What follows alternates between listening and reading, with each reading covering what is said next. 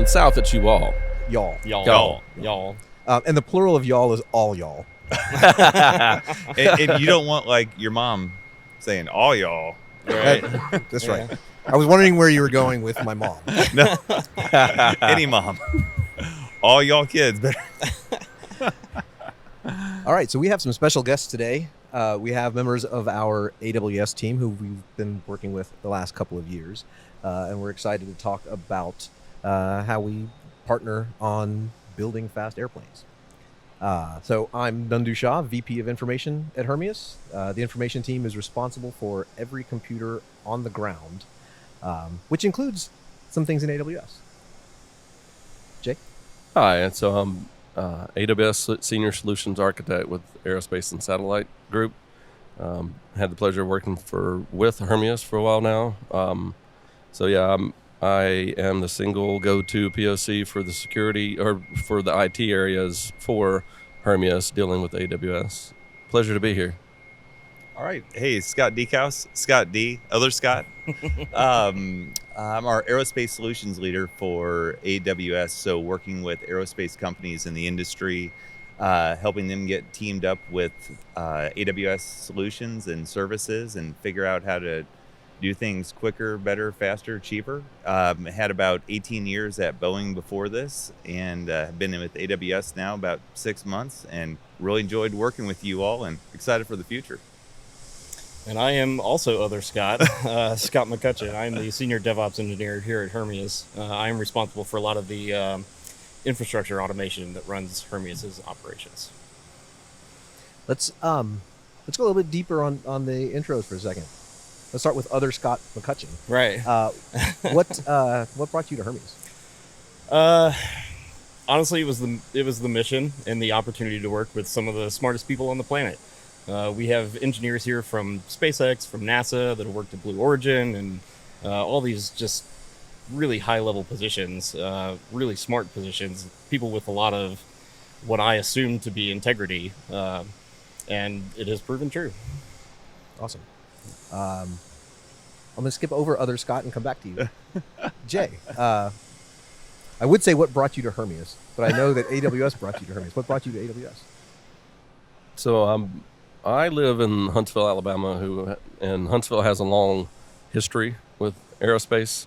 They built the Saturn V there. Werner von Braun immigrated there. And I've never had any foothold in the aerospace industry. I've always been in general IT. I worked for 20 plus years with General Dynamics prior to coming to AWS. So I've always just wanted to move into the aerospace area, but I also wanted to do the same type of work that I love, and that's IT. And this was a perfect place where I get to be in the aerospace industry, work with customers like you guys, but also still do what I love, the IT, the cloud. Sweet.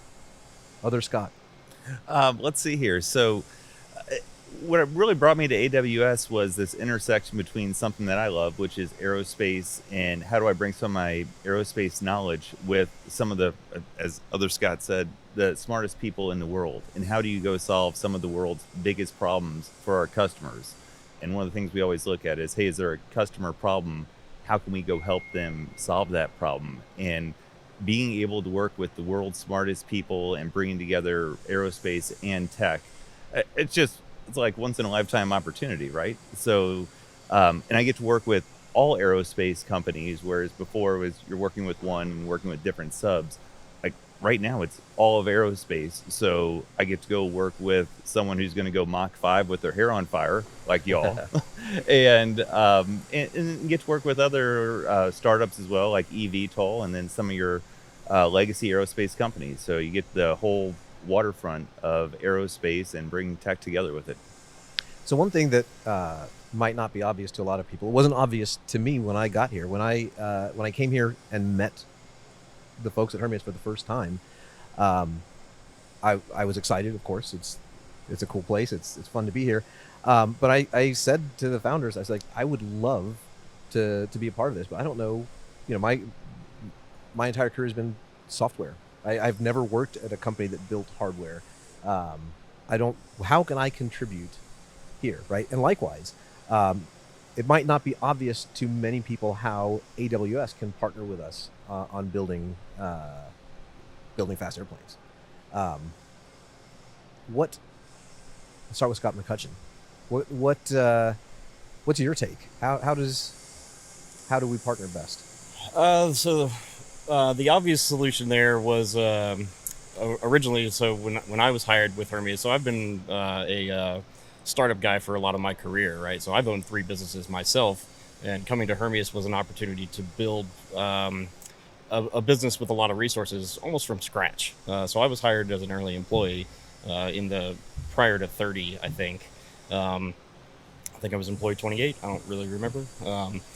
Either way, the initial workload there was a lot of setting up operational compute infrastructure, right? So things like our Confluence setup, right? And setting up our identity management system and getting everybody with single sign-on access and building out infrastructure where we can onboard people and provide them with laptops and stuff, when they get hired.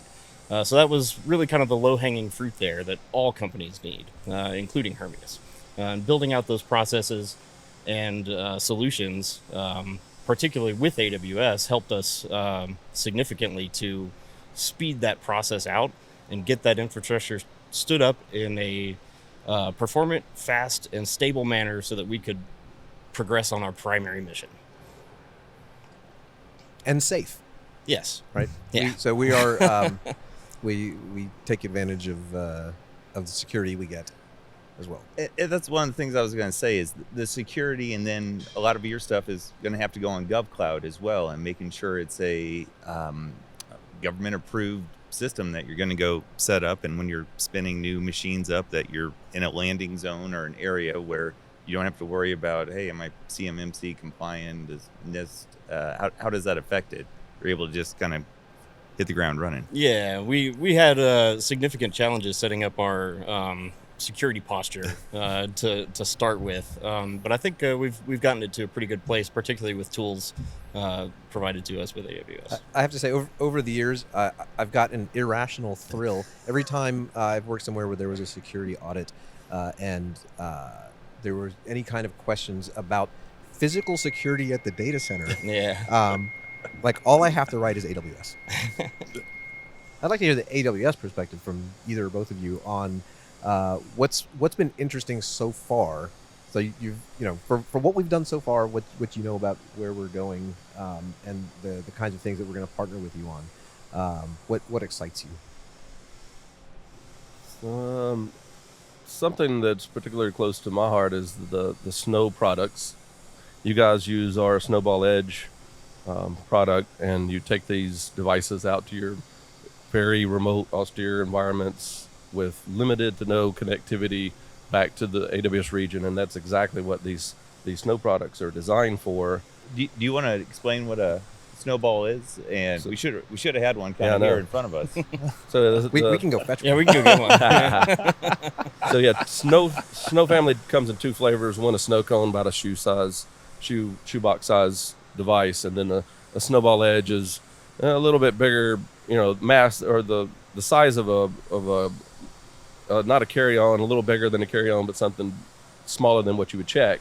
And it's designed to be ruggedized, where you can literally throw the Snowball Edge on the airline conveyor and check it, and have it in the compartment of the airline, and then you pick it up just like you would your luggage. So the first time that I ever encountered the concept or term snowball, this was probably 2015, 2016-ish.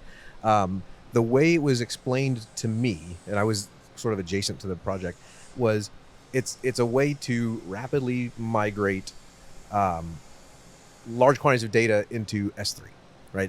We AWS give you, the customer, a massive hard drive. You put all your data on it and you ship it to us, and we put it in S3. Is that in the distant enough past? Was that originally? Yeah, that was the original use case behind the development of the product, and that's still a very valid use case.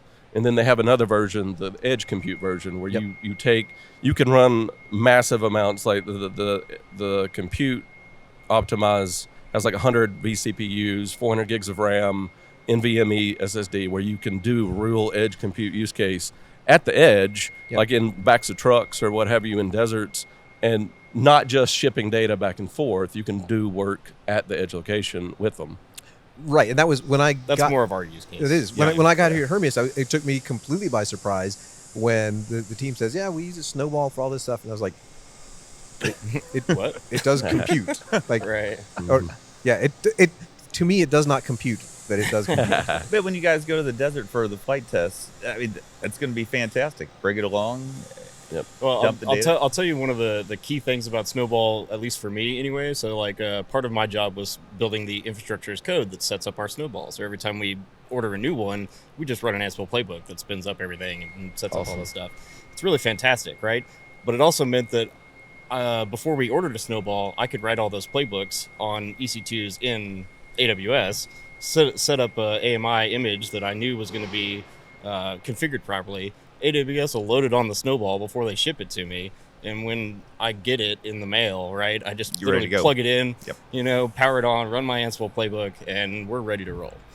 So that sort of iteration process allowed me to like not go buy hardware, not buy racks. I didn't have to like set up a whole bunch of Dell nonsense, and like do all this. Like, so it was a very powerful The solution. consistent interface, like to me, that's massive. Yeah. Because we can use the same tools and the same processes for on-prem equipment that we would use in the cloud. Yeah. Again, that was a huge surprise to me. I was like, we literally have EC2 instances sitting here. That's awesome. Yeah. I was going to, can I brag on Jay for a minute? Please. You want to talk about the snow cone up on Space Station? Yes, you do. Sure. Yeah.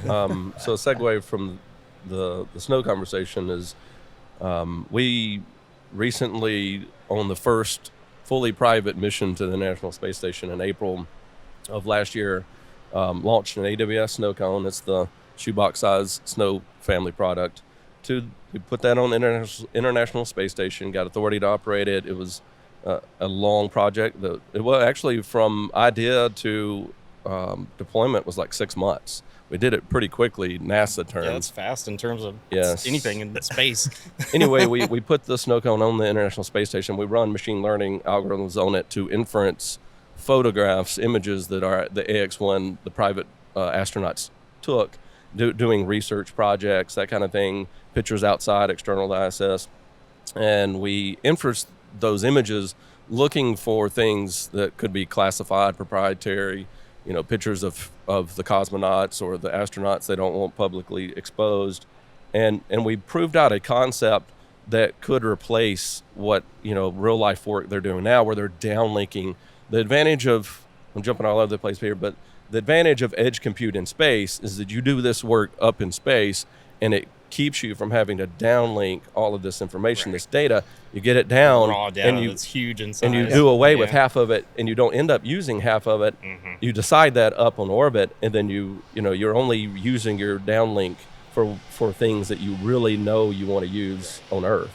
Yeah. So That's a fantastic use case that we're going to make use of too. That's our Flight that's decks our and primary stuff. use Yeah. case, right? We use the Snowball to mitigate unreliable or highly constrained connectivity. We had until fairly recently our test site's internet connection was just a 4G hotspot. And to your point about the thousands of hertz data collection, which by the way, that's I'm only just getting used to saying hertz. In like hertz to me is a radio term, right? Everyone here says hertz for data transfer to me. Transactions per second or requests per second. But anyway, side note on that. But yeah, like getting all of that data uploaded. Like we can't upload over 4G as fast as we can collect the data on a Snowball. So it's a store and forward mechanism for us. Gotcha. Yeah, perfect. So I want to come back to the thing that you talked about, the 6-month timeline, right? Speed speaks to us at Hermeus. We're building fast things. Speed is in our DNA. Speed is so important to us that it's one of our hiring criteria. When we, everyone we interview, Runs a lap around the building. I was going to say, has run a marathon. We have a race Well- going of about how fast you can make one lap, right? on a scooter. On a scooter. Yeah. Yeah. We have these little push scooters. Yeah. I think That- it's something in the 50-second neighborhood is the record Yeah, now? that was more relevant when we didn't have so much activity on the Yeah, phone. Like, it might not be safe anymore. But actually, one member of the information team his new goal is not how fast can you get around, but how few pushes. Right. Yeah. Oh, And he Needs better bearings. he- We can make those. He made it around in one push. That's pretty good. Um, But anyway, digression. But yeah, we take speed very seriously here, and because we need to learn fast, we need to iterate, we need to build fast. That's important to AWS as well, right? I'd like to compare notes a little bit because the way we do things fast at Hermeus is different from what I've experienced at the software companies I've worked at. But how do y'all move faster at AWS? How do you prioritize speed? I think we're always looking to hear from our customers. Like, what is their pain points, and then how do we go direct our resources to go fix that as much as possible? And the one thing that I really like about AWS, I mean, when I first started, I was like, oh, they're going to store data, right? They got my pictures and everything's good there. But it's so much more than that in terms of technology. And how do I go take something that Nandu comes to me and says, I have a problem doing X. How do I go pull from all the resources, whether it be an industry expert, a tech expert, networking expert? Who do I need to go pull on there to go iterate with you, right? So one of the things that I know we are talking about right now is how do we go set up some VDI infrastructure for any of your engineering softwares so that you can get on a thin client and not have to buy a big tech laptop and have your people haul around a 15-pound laptop. How do we go iterate and do that the most efficient way? Because some of the things that I mean, all these problems can be solved 2 or 3 different ways. So we want to make sure we're doing it in the quickest, easiest, most cost-effective way for you. And I think that is just bringing in those industry experts and doing a proof of concept with you and iterating and just continuing to find what the best solution is. And it's not like, hey, we're just going to throw something over the fence to you and wish you on your way. It's continuing the partnership together to go make each other better. And that's one of the things that I really like about it. It's not a, hey, here's your product and away you go, just click and buy. Yeah. It's we're going to be there along the way with you. You all are builders, and we want to build with you and learn with you. We actually, I don't know that we could do it without you. Just like every year, the list of AWS services grows faster than I probably couldn't name a quarter of them. And so just, having someone there to say, have you thought about using this service, so that I can say no because I didn't know it existed. It does accelerate us. Yeah, and that's the great thing about it. And like Scott was talking about how he came to Hermeus to work with some of the smartest people in the world. And at AWS, we have some of the smartest people in the world. And just putting those teams together to spitball with each other and to try to solve the issues of, hey, we don't have any connectivity at our test site. What can we go do? And AWS does have so many services, and we're working with all different industries. So maybe you can pull something out of like agriculture or pull something out of mining that they're doing over there. How can we go take a use case and apply it to something that y'all are doing here? Yep. And that's really what I think, how that iteration, learn quick, fail quick, repeat, try again, that's what we really work on a lot. It adds another dimension to our capabilities. I'm a fan of agility, but I'm not a fan of agile. Capital A. Capital ATM. Yeah. Not ATM, but you know. And I love, like, I bring friends and colleagues here for factory tours whenever I can. Nothing sells Hermeus like Hermeus. And I love talking to my friends at software companies about how, at Hermeus, we move faster by doing less where we can. We descope, we parallelize. So when you talk about like VDI, you are parallelizing our efforts by doing some of the research Yeah. while we do some of the Yeah. planning. Hermeus likes to talk a lot about the 80% solution. We tend to basically go as fast as we can to get a solution that works is kind of that 80% of the way, right? And then we iterate to get that last 20%. Or I like to say we work really hard to get something that doesn't not work. Yeah. You don't want to like get into the MVPs. analysis paralysis. Right. That is, how do you avoid that? I have that every night watching Netflix. I'm like, what do I... There's too many shows. Doom scrolling.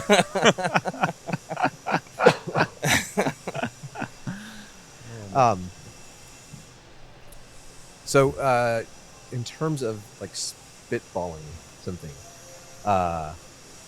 like part of what I love about the culture at Hermeus is there's significant room to experiment and do weird shit TM.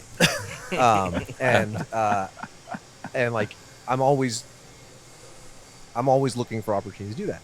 And let's be honest, some of the weirdest shit around right now is AI and ML, right?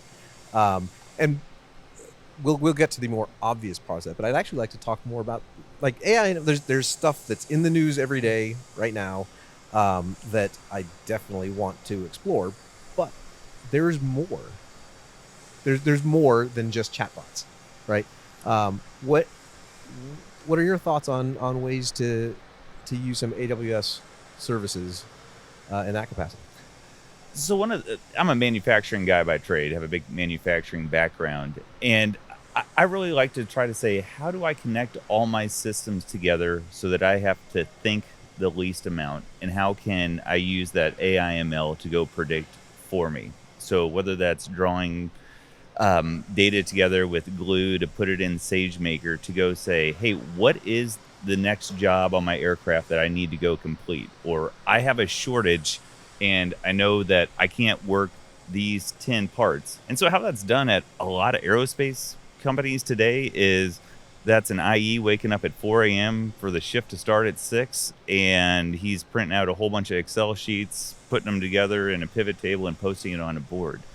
And where I really want to see the industry go is, how do I go glue all that data together, have it on my phone telling me when I'm going to miss an aircraft delivery, or I'm going to blow my budget, or if I drill into the titanium wrong because I got a brand new employee, what are the 3 most likely ways to go fix that issue that is there? Or if I have techs out in the field, if you have your team out in the desert and something goes wrong, and you've seen this repeated, how do I go fix that without having to come back and have an engineer go do a disposition? How can I use AI ML to go help me read what I'm supposed to be going to do in the field without having an engineer disposition it through an email? So I really think there's a lot of areas where it's taking all that data, putting it together from disparate sources, whether that be an ERP, an MES, an HR system, and go make the best use out of it. Because right now, I think the one issue that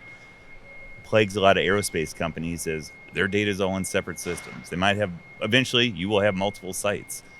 How do you go connect that data to go make use out of it, and then put all the cool stuff on top of it? What you're talking about, I think, if I'm hearing you right, what you're talking about really is a good business intelligence program, which a lot of companies lack, like so many, right?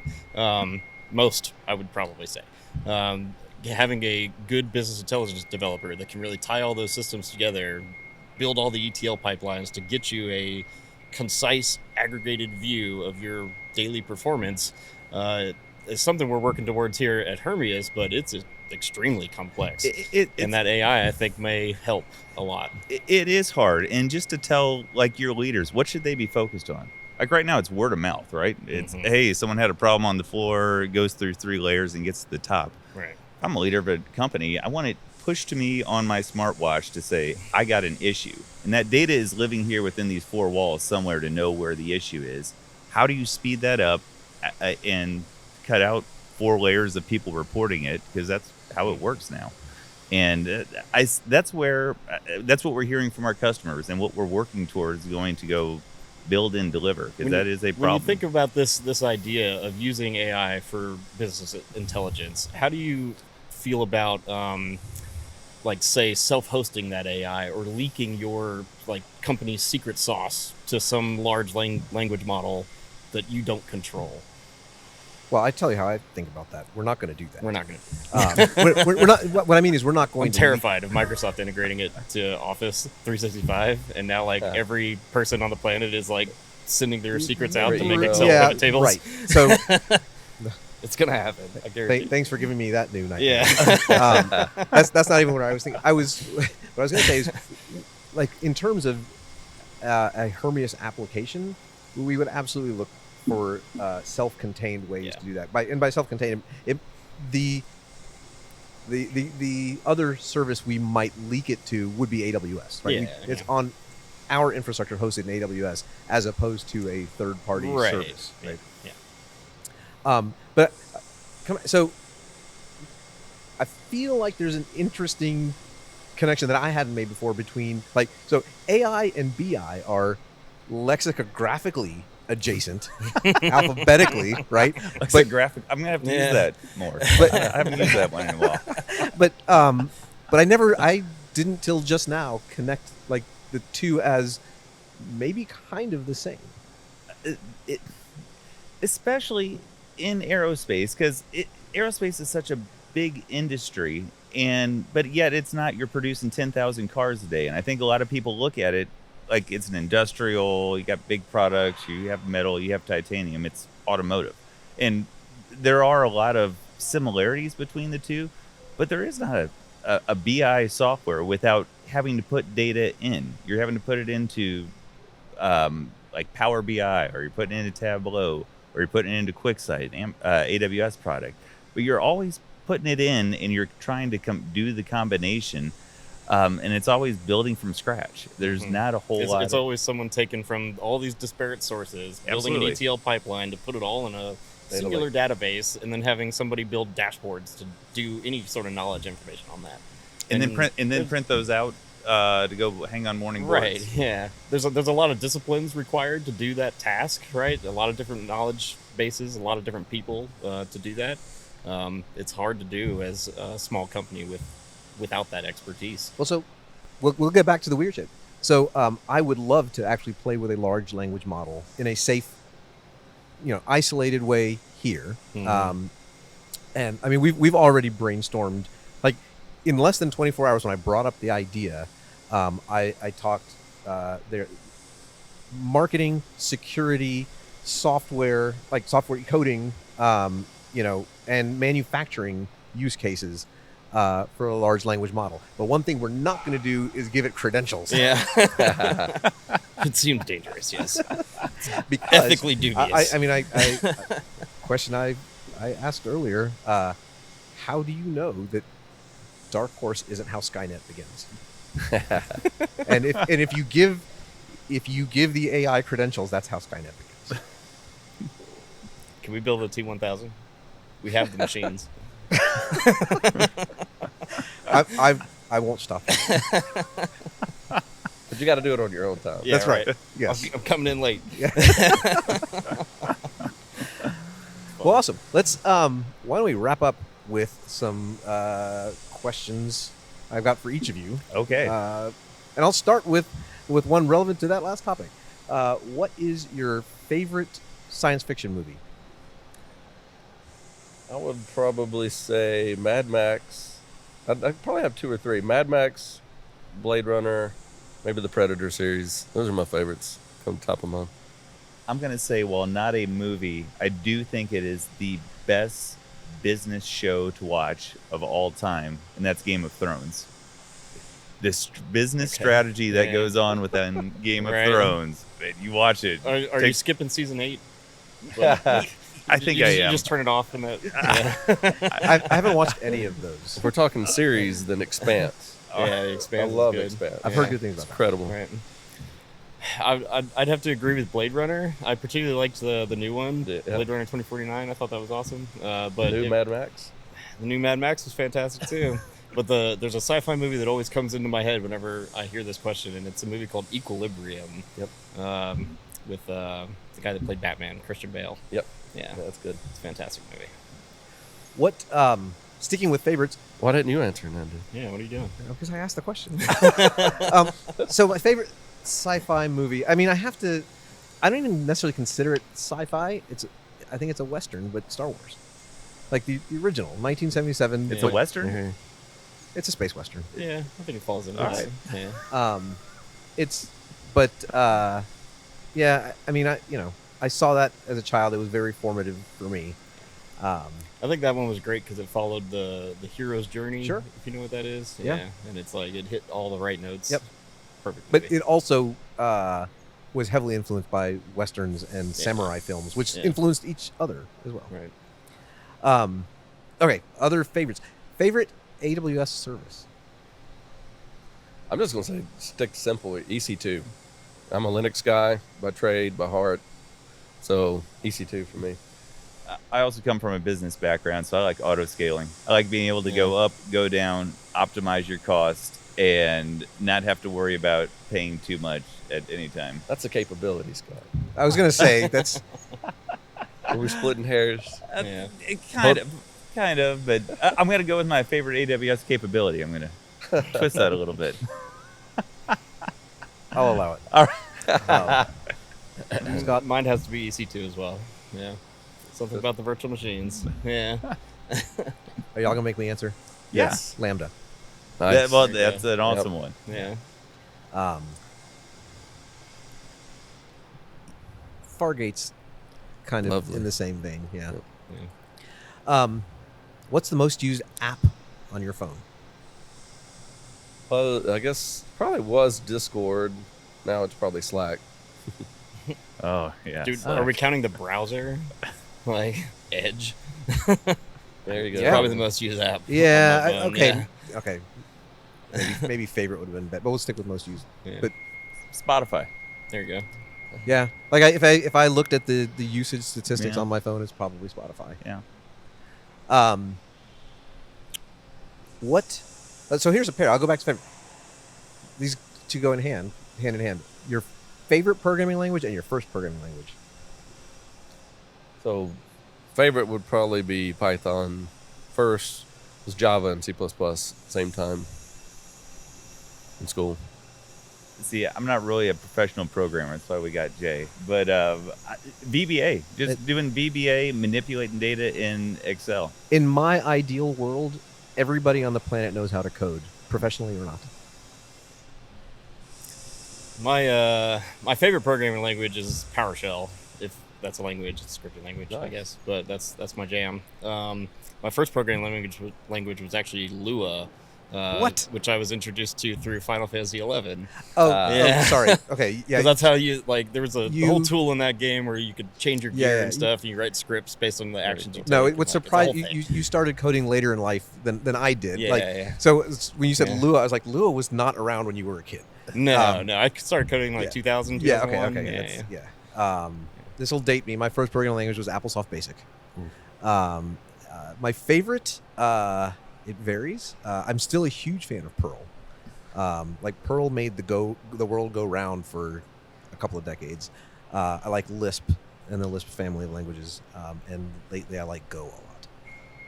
I'm an SA by trade, and I use a lot of Perl. Yeah, it's yeah. Bash and Perl. Yep. Go to every day.